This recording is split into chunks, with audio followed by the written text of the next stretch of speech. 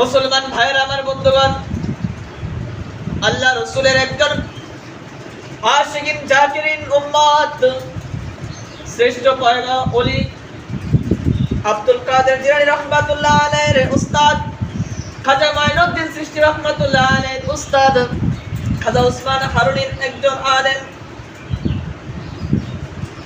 এই ব্যক্তিটা ডাক দিয়ে বলতেছেন, হে আমার উজিরা, হে আমার সভাসদরা, আমি যেদিন মারা যাব,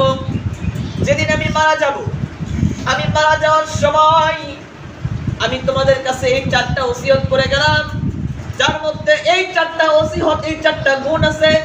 এই ব্যক্তিকে দিয়ে আমার জানাজা পড়িয়ে দিবা। আল্লাহ রাব্বুল আলামিনের এই বান্দা কিভাবে বলতেছেন যে এক নাম্বার গুণ হবে বালেগ হওয়ার পর থেকে আমি আমার মৃত্যু পর্যন্ত তার এক ওয়াক্ত নামাজ কাজা যায় নাই। 2 নাম্বার হতে হবে বালেগ হওয়ার পর থেকে আমার মৃত্যু পর্যন্ত তার একবারও আসরের নামাজের পূর্বে যে সুন্নাত, এই সুন্নাত কাজা যায় নাই, এই সুন্নাত তিনি পড়েছেন। এমনই ব্যক্তি দ্বারা আমার জানাজা পড়াইবা। যে ব্যক্তি বালেগ হওয়ার পর থেকে আমার মৃত্যুর আগ পর্যন্ত একদিনের জন্য তার তাহাজ্জুদ ছুটে নাই, এমন একজন ব্যক্তি দ্বারা আমার জানাজা পড়াইবা। যে বালেগ হওয়ার পর থেকে আমার মৃত্যু পর্যন্ত কোনো বেগানা মহিলাকে তাকিয়ে দেখে নাই, কোনো বেগানার মহিলার দিকে তাকাই নাই, এইরকম গুণওয়ালা মানুষ দিয়ে আমার জানাজা পড়াইবা। খাজা ওসমান হারুনির উস্তাদ বলতেছে, এইরকম গুণ যাদের মধ্যে আছে এই ব্যক্তি দ্বারা আমার জানাজা পড়াইবা। সম্মানিত ভাইরা আমার বন্ধুগণ, এই কথা কেন বলেছেন? তিনি একদিন মৃত্যুর কথা বলে ভাবতেছেন, আমি যদি আমার মৃত্যু সম্পর্কে জানতে পারতাম, কয়দিন পরে মৃত্যুবরণ করব, 1 মাস পর না 2 মাস পর না 3 মাস পর না 5 বছর পর, আমি যদি জানতে পারতাম তাহলে আমার জন্য ভালো হতো। এই কথা ভেবে কবরের চিন্তা করতে করতে আল্লাহর বান্দা ঘুমিয়েছেন। ঘুমানোর সঙ্গে সঙ্গে আমার আপনার রাসূল জনাব মুহাম্মদুর রাসূলুল্লাহ সাল্লাল্লাহু আলাইহি ওয়াসাল্লাম তার ঘরের মধ্যে হাজির হয়ে গেছে। সুবহানাল্লাহ, সুবহানাল্লাহ।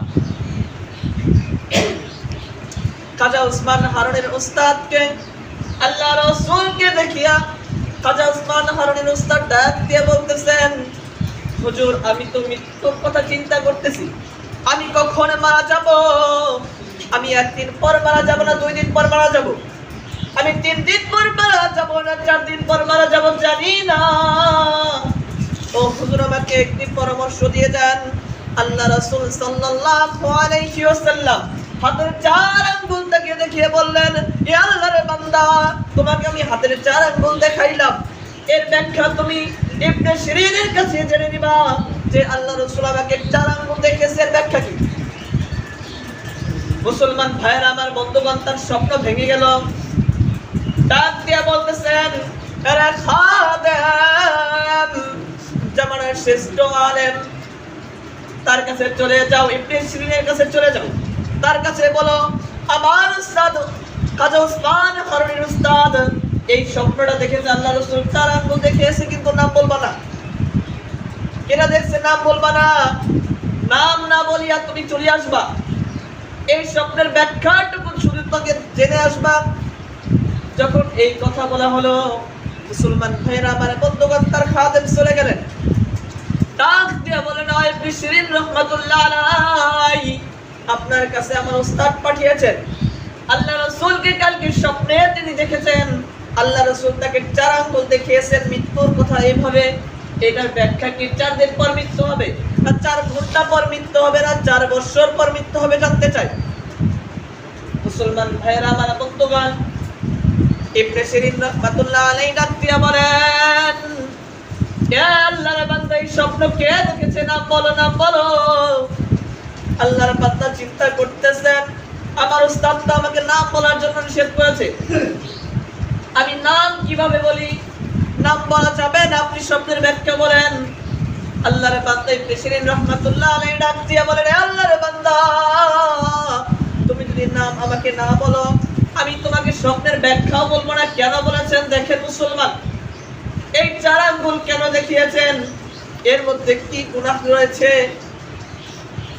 যখন এই কথা বললেন না, তখন যখন চলে আসলেন তখন আল্লাহর বান্দাকে ডাক দিয়া বলেন, এ আল্লাহর বান্দা এই স্বপ্ন দেখেছেন কে?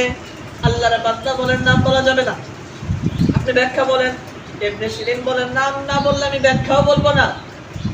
যখন আল্লাহর বান্দা চলে আসতেছেন, ডাক দিয়ে ইবনে সিরিন রাহমাতুল্লাহ আলাইহি বলেন, এইটা তো আর কেউ দেখতে পারে না। জামানার শ্রেষ্ঠ আলেম খাজা কুতুবউদ্দিন রাহমাতুল্লাহ আলাইহি এই স্বপ্নটা দেখেছেন। সুবহানাল্লাহ, সুবহানাল্লাহ। খাজা কুতুবউদ্দিন আল্লাহর রাসূল সাল্লাল্লাহু আলাইহি ওয়াসাল্লাম চালান দেখেছেন। এই খাজা কুতুবউদ্দিনের জানাজা কে পড়াইছে, কার আমল, এই আমলগুলো একটু দেখেন। আজকে আমরা আমল করতেছি, প্রকাশ করে দিচ্ছি আমি জোহরের নামাজ পড়ছি, প্রকাশ করে দিচ্ছি আমি আসরের নামাজ পড়ছি, আর নামাজ পড়ি আর মানুষের নামে গীবত করি। কখনো কবুল হবে না, ইবাদত কবুল হবে না। মুসলমান ভাইয়েরা আমার বন্ধুগণ, এই কথা বলার পর ওই খাদেম দৌড় দিয়েছেন। দৌড় দেওয়ার পর খাজা কুতুবউদ্দিন কাকি বখতিয়ার রহমাতুল্লাহ আলাইহির সামনে ডাক দিয়ে বলতেছেন, খাজা কুতুবউদ্দিন কাকি বখতিয়ার, তুমি তো তোমার নাম বলার জন্য নিষেধ করেছো, আমি তো নাম বলি নাই, কিন্তু আল্লাহর বান্দা ইবনে সিরিন রাহমাতুল্লাহ আলাইহি নাম বলে দিয়েছেন। এই শব্দ তো আর কেউ দেখতে পারে না। জামানার আলেম খাজা কুতুবউদ্দিন কাকি বখতিয়ার রহমাতুল্লাহ আলাইহি দেখেছেন। এর ব্যাখ্যা জেনে আসো, যেহেতু নাম জেনে গেছে ব্যাখ্যা জেনে আসো। ব্যাখ্যা আল্লাহর রাসূল সাল্লাল্লাহু আলাইহি ওয়াসাল্লামের শব্দের ব্যাখ্যা করতেছেন যে আল্লাহর রাসূল কেন 4 আঙ্গুল দেখে গেছেন। যে ওই ব্যক্তির জানাজা যে পড়াবেন তার এই আমলগুলো থাকতে হবে। 1 নাম্বার আমল, বালেগ হওয়ার পর থেকে এই খাজা কুতুবউদ্দিন কাকি বখতিয়ারের মৃত্যু আগ পর্যন্ত তার 1 ওয়াক্ত নামাজ কাজা যায় নাই। 2 নাম্বার, আসরের পূর্বের 4 রাকাত সুন্নাত কাজা যায় নাই। 3 নাম্বার, তার তাহাজ্জুদের নামাজ কাজা যায় নাই। 4 নাম্বার, সে বালেগ হওয়ার পর থেকে কোনো বেগানা মহিলাকে তাকিয়ে দেখে নাই। আজকে আমাদের মধ্যে আমল আছে, মুসলমান এই আমল নাই। আমরা আজকে নামাজ পড়ি, আসরের নামাজ পড়ি, জোহরের নামাজ পড়ি, গীবত করি, সুদের টাকা হাতে নেই। আমাদের মতো এই আলেম, আমাদের মতো এই মানুষদেরকে আবার আল্লাহ রাব্বুল আলামিন এই গুনাহ থেকে বাঁচার জন্য, আমার আল্লাহ এই গুনাহ যখন করি, আল্লাহ আমাদের নিঃশ্বাস বন্ধ করে না, পানিও বন্ধ করে না, আমাদের কিছুই বন্ধ করে না। শুধু আমার আল্লাহ ডাক দিয়ে বলেন, ইয়া আইয়ুহাল ইনসান মা গররাকা বিরাব্বিকাল কারীম, হে মানুষ তোমাকে কে করলো, রব্বে কারীমের এই আমল থেকে, রব্বে কারীম থেকে তোমাকে কে দূরে সরাইয়া দিল? কিন্তু মুসলমান, আল্লাহ রাব্বুল আলামিন বান্দাকে তো এরকম ভাবে পরীক্ষা করতেছেন। খাজা কুতুবউদ্দিন কাকি বখতিয়ার রহমাতুল্লাহ আলাইহি যখন মারা গেলেন, খাজা কুতুবউদ্দিন কাকি বখতিয়ারের লাশকে সামনে রেখে তার খাদেম ডাক দিয়ে বলতেছেন, এ আল্লাহর বান্দার জানাজায় শরীক হওয়া লোকেরা, তোমরা কি জানো এই আমল কার আছে? এই আমল যার আছে, আসো আসো আমার আমার উস্তাদের জানাজা পড়িয়ে যাও। কেউ আসতে সাহস পায় না। ও মুসলমান ভাইয়েরা আমার বর্তমান কিতাব লেখেন, পিছনের কাতার থেকে এইরকম ভাবে ঘুমটা দিয়ে একজন লোক আসতেছেন, কিতাব লেখে, কাউকে মুখ দেখায় না, কারণ সে এই মুখটা দেখাইতেছে না।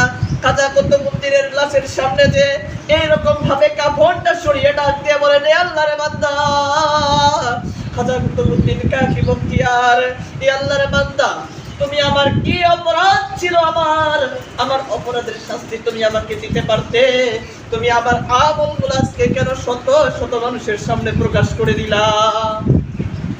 আজকে তো আমরা আমল প্রকাশ করি, আর এই আল্লাহ বলতেছে, এই আল্লাহর বান্দা বলতেছেন, আমি কি অপরাধ করেছিলাম খাজা কুতুবউদ্দিন তোমার কাছে যে আমার এই আমলের কথা আজকে তুমি ছড়িয়ে দিলে? আজকে ছড়িয়ে দিচ্ছ। মুসলমান একটু মৃত্যুর চিন্তা করেন। একটু মৃত্যুর ভয় কাঁধে রাখান, একটু মৃত্যুর ভয়ে নিজের দিলকে একটু নরম করে, যে একদিন মারা যাব, এই রঙিন পোশাক গায়ে থাকবে না, সাদা 3 টুকরা কাপড় দিয়ে পেঁচিয়ে চকলেটের মতো মুড়িয়ে এই মাটি ভরে রেখে আসবেন, যেখানে দেখার জন্য কেউ থাকবে না, সাথী থাকবে না, বাতি থাকবে না, ও মুসলমান, এমনকি আমার আপনাকে সহযোগিতা করার মতো মানুষও থাকবে না। সেখানে থাকবেন শুধু একমাত্র আল্লাহ। এই আল্লাহ রাব্বুল আলামিনকে পাইতে গেলে আমাকে আপনাকে কি করতে হবে? আমল করতে হবে। যে আমল করি, এই আমল আমরা প্রকাশ করে দেই। আল্লাহ রাসূল বলেন যে আমল তোমরা করো, এই আমল যখন ডান হাত দিয়ে তোমরা যখন দান করবা, বাম হাতে যেন এই আমল দানটা খবর না জানে। প্রকাশ করি। যারা গোপনে আল্লাহ রাব্বুল আলামিনের কাছে কান্না করেছে, গোপনে আল্লাহ রাব্বুল আলামিনের কাছে কেঁদেছে, তারাই আজকে সফল হয়েছে।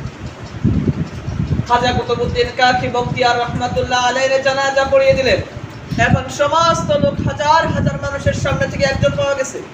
এখন দেখার জন্য ব্যাকুল, কে এমন আমলদারি, কে এমন আমলদারি।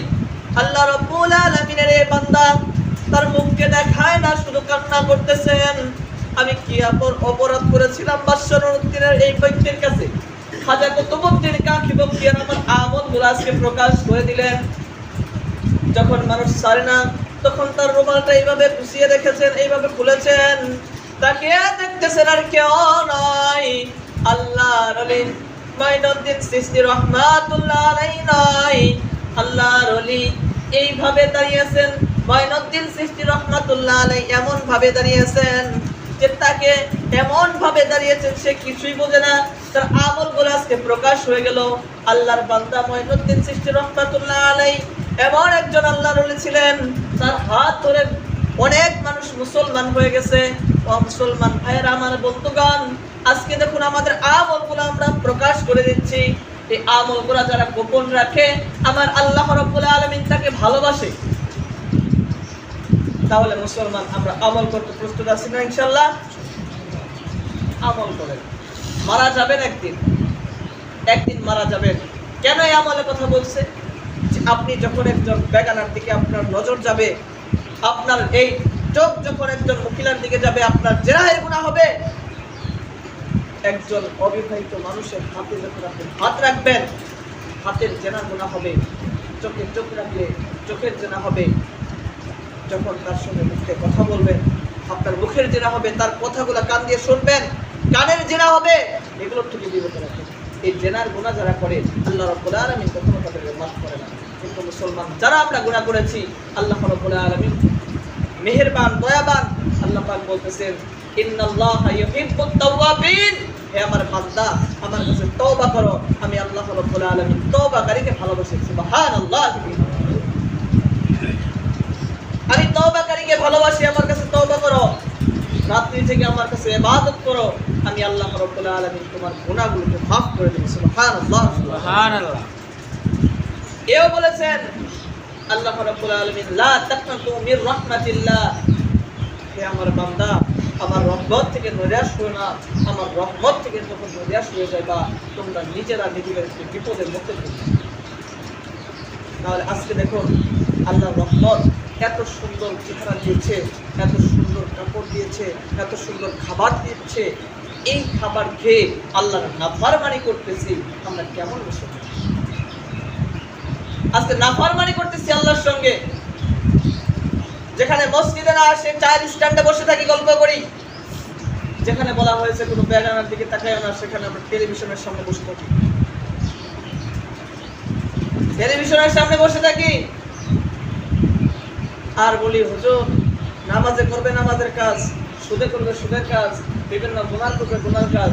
মিয়া তুমি যদি আমল গুনাহ করতে থাকো, এই গুনাহ যে করতেছো, এই গুনাহ তোমার জন্য আগামীকাল কিয়ামতের ময়দানে, আমি আগামী জুমায় বলেছিলাম যে আপনার কয়েকটা জিনিস আপনার সাক্ষী হয়ে যাবে।